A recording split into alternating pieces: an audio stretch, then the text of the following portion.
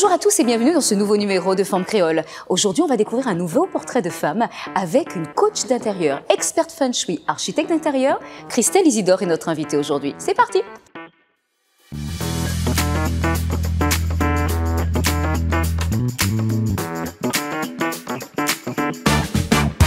Bonjour Christelle. Bonjour Dilaï. Mais Christelle est rayonnante. Je te renvoie là. Le thé est aux couleurs de Christelle. En contraste. En contraste. Christelle, tu te sens un peu chez toi ici chez Aura? Complètement. Parce qu'effectivement, le cadre s'y prête. Nous avons un très beau showroom en fait qui propose une multitude de choix de mobilier. On serait parti avec tout. Hein. Exactement. Oui, là, on se sent vraiment... Je serais partie avec tout ce qu'il y a dans la boutique. Exactement. Il y en a pour tous les goûts, mais effectivement, on est dans un cadre assez chic et luxueux. Qui nous reçoit. Exactement. Bon, justement, qu'est-ce que représente le mot aura pour toi ou avoir de l'aura? Eh bien, déjà, on est dans une atmosphère qui dégage une certaine énergie, donc un certain charisme aussi. Donc souvent, on dit quand une femme a de l'aura ou un homme a de l'aura, c'est quelqu'un qui est inspirant. Quelqu'un qu'on ne va pas oublier, en tous les cas, parce qu'il ne va pas passer inaperçu. Et des fois, il peut aussi déstabiliser avec cette aura. Et puis, vous avez également ce qu'on appelle les 7 chakras, qui existent également. Donc, il y a les 7 couleurs. Et dans l'aura, il y a également ces 7 couleurs, ces 7 énergies. Qui rayonnent. Qui rayonnent, voilà. Donc après, il faut juste trouver le juste équilibre. Le juste équilibre. Alors, ma chère Christelle, tu as un parcours très riche, hein, en tant que designer d'intérieur. Tu as créé ton entreprise, Intense Heidi. Ça fait combien de temps? Alors là, maintenant, on est sur 10 ans.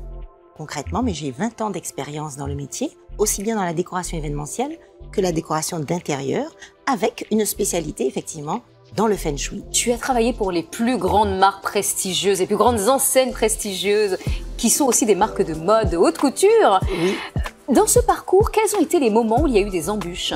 Alors, je ne peux pas dire que j'ai eu des embûches, parce qu'en fait, j'avoue que je me suis lancée, je suis quelqu'un de très challenger. Et en fait, je n'ai pas peur. Donc, j'y vais, j'ose. Et c'est ce que j'invite, en fait, ces jeunes femmes en devenir à pouvoir bousculer les portes et y aller franchement. J'ai atterri, effectivement, j'ai eu l'opportunité de pouvoir travailler dans une grande enseigne, en commençant, tout juste après mes études.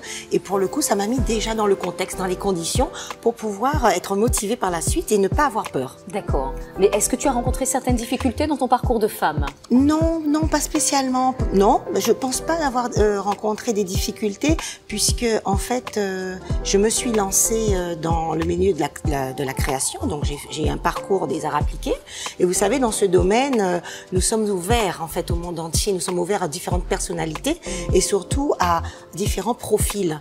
Donc en fait on est dans l'ouverture et pour le coup, chaque personne qui était avec moi dans ce parcours, en tous les cas d'étudiants, avait cette même ouverture d'esprit. Donc je n'ai pas été confrontée dans l'art, c'est différent. Voilà, l'art c'est différent. C'est un secteur à part. Que représente pour toi la date du 8 mars de lutte pour le droit des femmes? Alors la date du 8 mars, effectivement, c'est une journée symbolique qui manifestement met l'accent sur toutes les inégalités, les discriminations faites aux femmes, essentiellement. C'est vrai qu'on a dans le monde, on peut dire que le statut de femme n'est pas enviable. Dans beaucoup de pays, malheureusement, on est encore attrimé à pouvoir mettre des actions en place.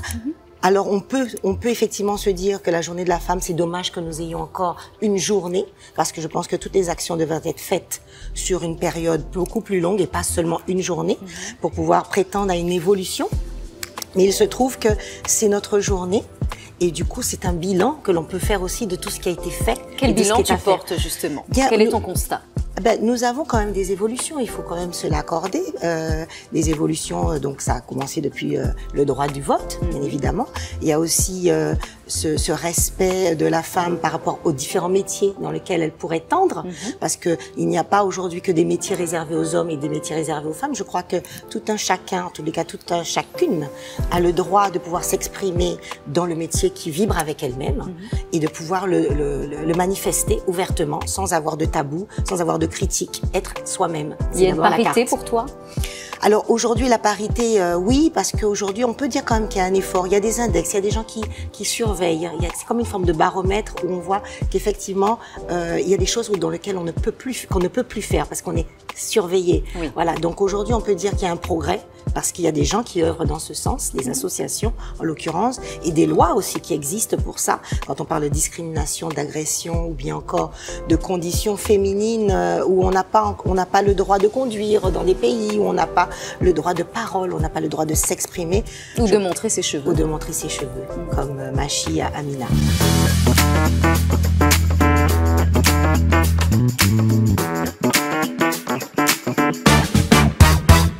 Je t'ai demandé de nous ramener un petit objet important, un petit objet fétiche, un petit objet de valeur. Alors, quel est ton objet? J'en ai plusieurs, mais c'est vrai que celui-ci est en... C'est le number one. Oh, ça c'est la labradorite, j'ai la même à la maison. Exactement, c'est une pierre de protection qui effectivement favorise la créativité, l'intuition et aussi elle permet d'absorber les énergies négatives. Parfait. Elle ne me quitte pas. Elle te quitte pas? Tu la mets où alors? Dans mon sac à main. Dans ton sac à main. Une petite pochette. Parfait.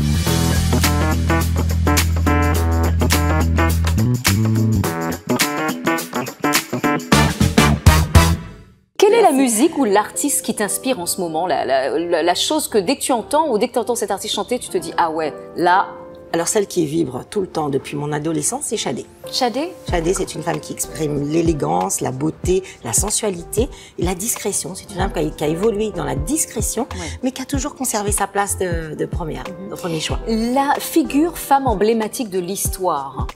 Alors il y en a plusieurs, parce qu'il y en a plusieurs qui sont des modèles, des exemples en fait pour nous, femmes en tous les cas, pour avoir été déterminées, combatives. Oui. Je pense à Oprah Winfrey que j'apprécie énormément. C'est mon inspiration. Voilà, Oprah Winfrey est la femme engagée qui se bat jusqu'à aujourd'hui justement pour donner l'opportunité à des jeunes femmes douées, mais issues de milieux défavorisés, à pouvoir accéder justement à des opportunités de travail, de s'accomplir.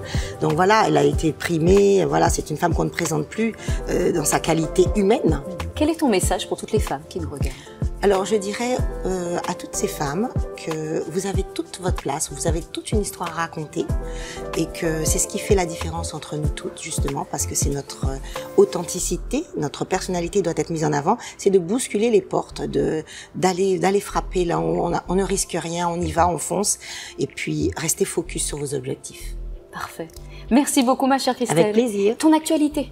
Alors mon actualité aujourd'hui, j'ai plusieurs choses dans les tiroirs, mais en l'occurrence un projet avec une association justement qui œuvre pour aider, accompagner des jeunes femmes en devenir.